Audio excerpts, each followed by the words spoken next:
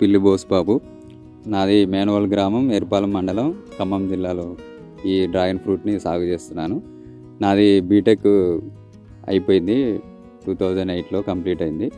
Electrical and electronics ఇంజనీరింగ్లో BTech చేశాను. Farming side వస్తే ఎట్లుంటుంది, కొత్తగా పంటలు వేస్తే ఎట్లుంటుంది అని ఆలోచన చేస్తుంటే ఒక అన్నకి డెంగ్యూ వస్తే, ఆ డెంగ్యూ వచ్చిన సందర్భంలో అప్పుడున్న పరిస్థితిలో 2020-21లో డెంగ్యూ వచ్చిన సందర్భంలో కూడా దానికి ప్లేట్లెట్స్ పడిపోయినా కూడా ఏ మందు ఎట్లా ఏం చేయాలి అనే ఆలోచనలో బొప్పాయి పండ్లు తినమని, లేకపోతే మేక పాలు తాగమని ఇట్లా సజెషన్ చేస్తున్న టైంలో ఒక అన్న డ్రాగన్ ఫ్రూట్ తింటున్నా కూడా దీనికి తగ్గుతుంది, మంచిగా రికవరీ అవుతున్నారని చెప్పిండు.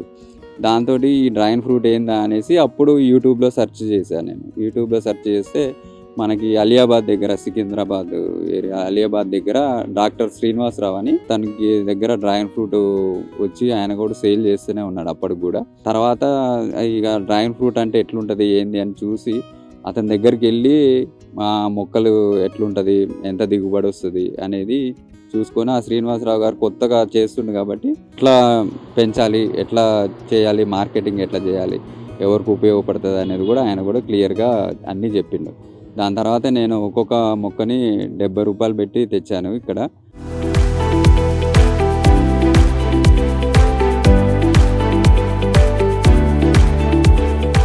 ఇప్పుడు మనకి ఇక్కడ వచ్చేసి distance, pole to pole distance కూడా క్యాలిక్యులేషన్ చేసుకోవాలి. మనకి ఇప్పుడు ఒక్కొక్క పోల్కి సాల్కి మధ్య మామూలుగా నేను 10 అడుగులు పెట్టాను. 10 కాకుండా 12 పెడితే మనకి కల్టివేషన్ ఈజీగా ఉంటుంది. పోల్కి మధ్య 8 అడుగులు పెట్టాలి. 8 అడుగులు పెడితే మనకు సరిపోతుంది. అంటే 8 × 12 పెట్టాలి. 12 పెడితేనే మధ్యలో మనకి దున్నుకోవటానికి కానీ, మందులు వేసుకోవటానికి కానీ, ఇంకా వేరేది ఏదన్నా ఇబ్బందులు వచ్చినా కానీ ఈజీగా ట్రాక్టర్ పోయేటట్టు చూసుకోవాలి. లేకపోతే దగ్గరగా వేసి ఎక్కువ మొక్కలు వేయటం వల్ల ఈ కలుపుకి సంబంధించిన ఈ పెరిగి దున్నుకోలేక ఈ ఇబ్బందులే సరిపోయినాయి అనమాట.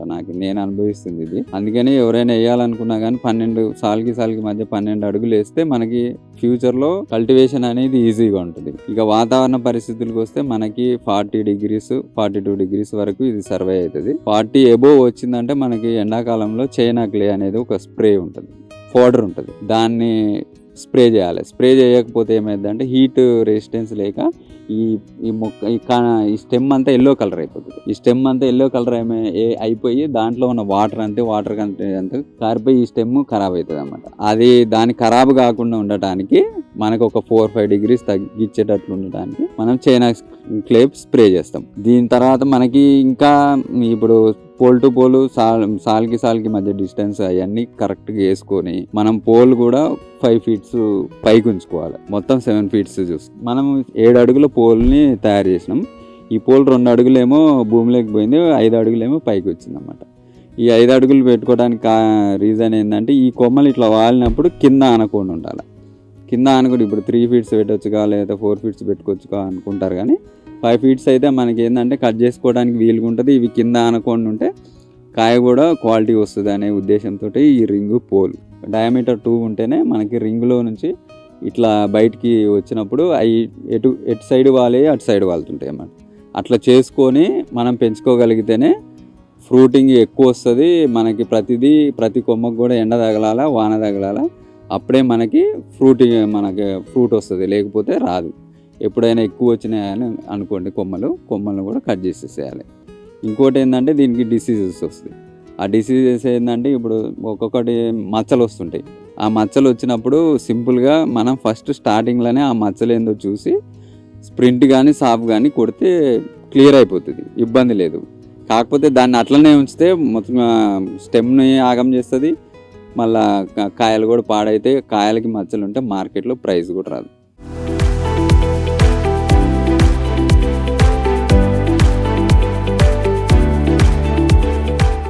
ఇది మొక్క వేసిన దగ్గర నుంచి మనము రైనీ సీజన్లో వేసుకోవాలి. జూన్లో అట్లా జూలైలో వేస్తేనే, అంటే నెక్స్ట్ జూన్లో మళ్ళీ వర్షం పడినప్పుడు ఆ స్టెమ్కి ఫ్లవర్ వస్తుంది. ఆ ఫ్లవర్ వస్తే కాకపోతే ఫస్ట్ ఇయర్ ఏమవుతుందంటే కొన్ని కొమ్మలు వస్తాయి. ఆ కొన్ని కొమ్మల్లో మనకు ఫ్రూట్ వచ్చినప్పుడు ఒక 5 క్వింటాలు లేకపోతే 8 క్వింటాలు వస్తుంది ఎకరానికి. అంటే మనం పెట్టుబడి ఖర్చులు వస్తాయి అన్నమాట. సెకండ్ ఇయర్ వచ్చేసరికి మళ్ళీ మనం దానికి కొంచెం డబుల్ అవుతుంది, ఒక 2-3 టన్నుల దాకా వస్తుంది, 3 టన్నుల దాకా వస్తుంది. అంటే ఈ కొమ్మలన్నీ పెంచుకుంటాం కాబట్టి అట్లా మ్యాక్సిమం వచ్చేసరికి మనకి నాకు వచ్చేసి 7 టన్నులు వచ్చింది. అది కూడా థర్డ్ ఇయర్ నుంచి 7 టన్స్ పర్ ఎకరా వచ్చింది అనమాట. ఆ 7 టన్నులు కూడా మనకి సీజన్ వచ్చేసి జూన్ నుంచి అక్టోబర్ దాకా ఉంటుంది. మేలో మనకి ఫ్లవర్ వస్తుంది. ఆ మే నుంచి మనకి అక్టోబర్ దాకా ఫ్లవరింగ్ వానలో ఉంటే వస్తుంది ఫ్లవరింగ్, లేకపోతే రాదు. అక్టోబర్లో లాస్ట్లో ఫ్రూట్ కటింగ్ అయితే జరుగుతుంది.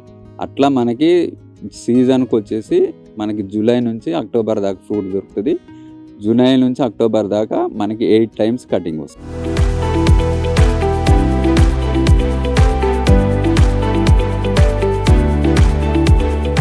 ఇప్పుడు ఒక పోల్కి వచ్చేసి 4 మొక్కలు వేస్తాం. 10 వస్తే ఒక్కోసారి 20 పండ్లు దాకా వస్తాయి అన్నమాట. ఆ 20 పండ్లు వస్తే ఒక్కోసారి 25 కూడా వస్తాయి. అంటే ఆ టైంలో వాన పడినప్పుడు ఎన్ని స్టెమ్స్కి ఫ్లవర్ వస్తుందో అన్ని కాయలు వస్తాయి. ఓసారి తక్కువ వస్తుంటుంది, ఓసారి ఎక్కువ వస్తుంటుంది. యావరేజ్గా మొత్తం టోటల్గా ఎకరానికి మాత్రం మ్యాక్సిమం 7 టన్నుల వరకు వస్తుంది.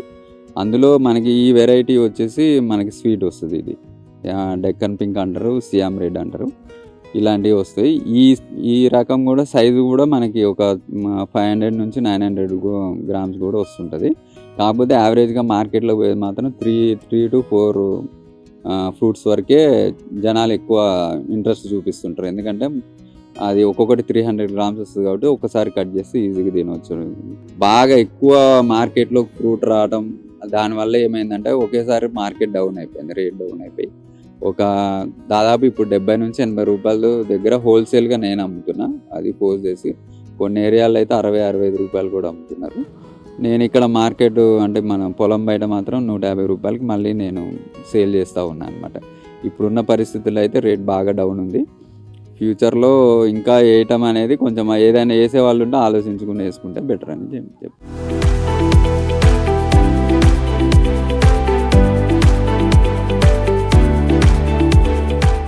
అయితే ఇది మెక్సికన్ ఆరిజిన్ నుంచి వచ్చింది. అయితే ఎండాకాలం కూడా బతుకుతుంది వాటర్ లేకపోయినా అంటారు. అయితే బతకడానికి బతుకుతుంది కానీ వాటర్ లేకపోతే గ్రోతింగ్ ఉండదు, ఫ్రూటింగ్ కూడా ఉండదు. ఎట్లున్నది అయితే అట్లనే ఉంటుంది.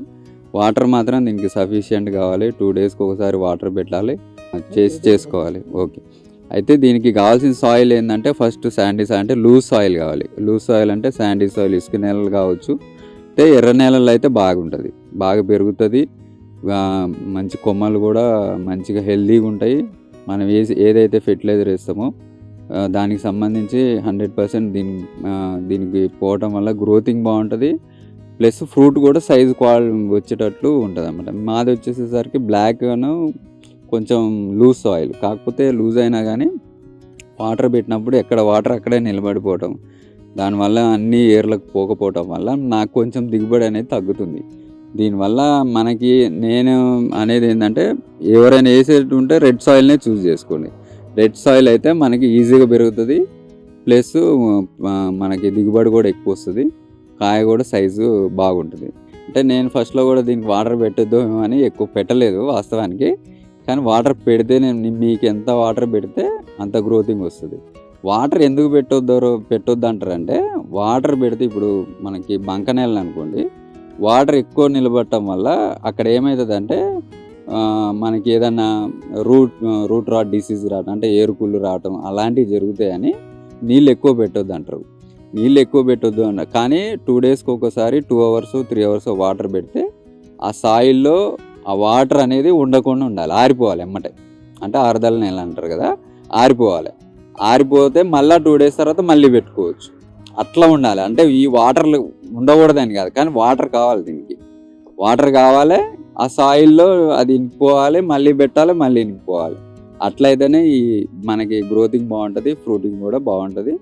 తర్వాత మళ్ళీ మనం 1 year మెయింటెనెన్స్కి వచ్చి మళ్ళీ ఇవి చేసుకొని అంటే కలుపు తీపియటం కానీ, కింద మందులు వేయటం కానీ, ఎరువులు వేయటం, మళ్ళీ పైన స్ప్రే చేయటం కానీ, మళ్ళీ సమ్మర్లో మనకి చైనాకులే ఉంటుంది దాన్ని స్ప్రే చేయటం కానీ, దాన్ని కొనటం కానీ దాదాపు మళ్ళీ అది కూడా 80,000 నుంచి మనకి 1,00,000 దాకా ఖర్చు అవుతుంది అన్నమాట. అంటే మనకి ఫ్రూటింగ్ వచ్చేసరికి దాదాపు మనకి 6 నుంచి 7 లక్షలు ఖర్చు వస్తుంది 1 ఎకరాకి.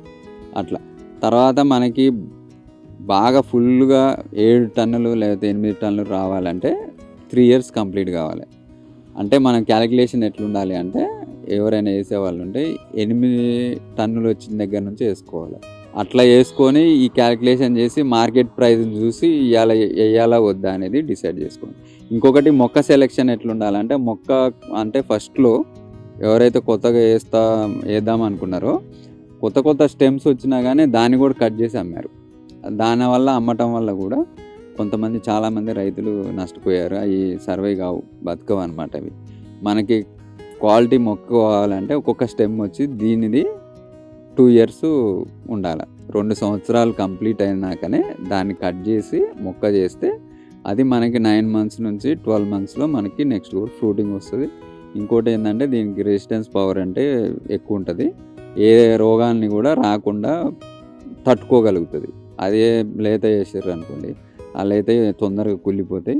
అట్లా చాలామంది రైతులు నష్టపోయారు. దాన్ని కూడా దృష్టిలో పెట్టుకొని మీరు ఎవరైనా వేయాలనుకుంటే ఆ ఫీల్డ్కి పోయి ఆ రైతుని సంప్రదించి వాళ్ళ సజెషన్ చూసి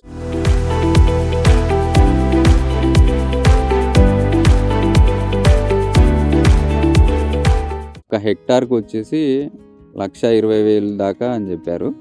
1,20,000 ఒక హెక్టార్కి వచ్చి అవి కూడా ఎట్లా ఇచ్చారంటే ఫస్ట్ ఇయర్ ఒక 65,000, సెకండ్ ఇయర్ 30,000, థర్డ్ ఇయర్ 30,000 ఇట్లా వచ్చినాయి అన్నమాట.